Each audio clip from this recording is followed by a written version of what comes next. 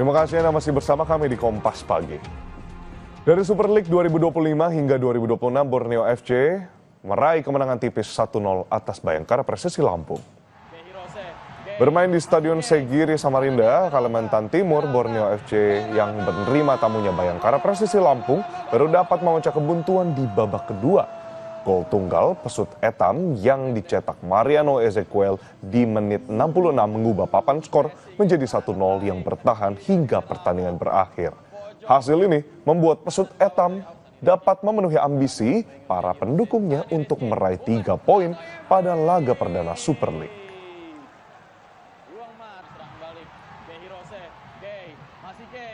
Kanan dia Peralta. Gol. Persebaya Surabaya dibuat malu di laga perdana Super League musim baru. Bajul Ijo tumbang dari tim promosi PSIM Yogyakarta. Bermain di Stadion Gelora Bung Tomo, Persebaya hampir saja menjebol gawang PSIM. Sayang, usaha Malik Rizaldi belum berbuah hasil. Laskar Mataram pun bukan tanpa peluang. Di menit 27, tembakan penyerang PSIM Nermin Haljeta hampir saja menjebol gawang tuan rumah andai tak mampu diamankan kiper Hernando Ari. Skor 0-0 bertahan hingga jeda. Seolah laga akan berakhir tanpa gol bagi kedua tim, PSIM Yogyakarta menciptakan gol di masa injury. Ezequiel Vidal membawa tim promosi permalukan tuan rumah 1-0.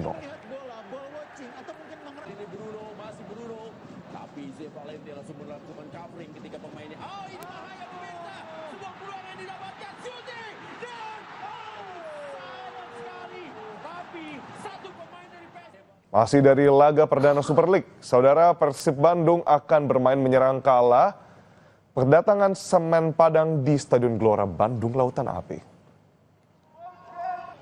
Jelang menghadapi Semen Padang, Persib Bandung gelar latihan terakhir di Stadion Gelora Bandung Lautan Api pada Jumat pagi. Akan tetapi, Maung Bandung tak akan diperkuat Ramon Tanke yang masih cedera dan Dewangga yang sedang izin menikah. Meski tak akan mudah, sang pelatih Boyan Hodak meminta Mark Klok dan kolega bermain menyerang di laga Sabtu sore demi merebut 3 angka maksimal.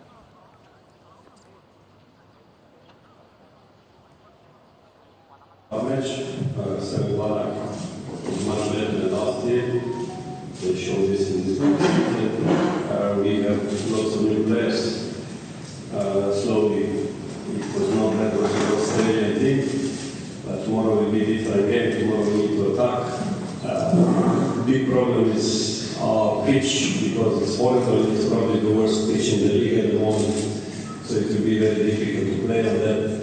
This one, thanks to our maintenance people, so it will be difficult. But I think the first match home we need to find a way out here. Maybe not nice game, but we just need to. Yang juga jadi sorotan kita semua adalah teka-teki kemana Jay Itzas akan berlabuh. Akhirnya sudah terjawab, saudara. Tim Serie A Italia Sassuolo berhasil telikung Torino untuk memboyong sang kapten Scott Garuda. Kesepakatan pribadi yang terjadi antara Jay Itzas dengan Torino akhirnya ditelikung Sassuolo.